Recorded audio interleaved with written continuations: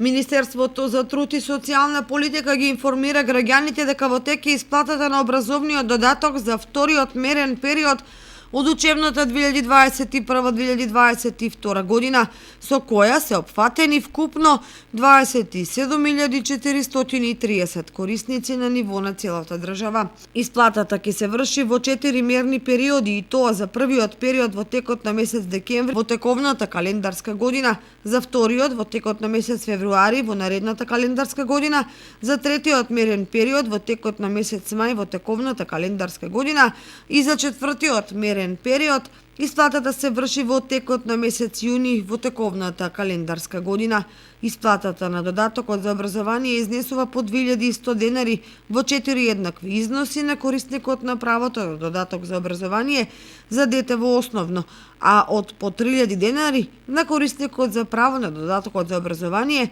за дете во средно образование. Годишниот износ на додатокот за образование за основно во учебната година по дете изнесува 8400 денари, а за средно образование по дете изнесува по 12.000 денари.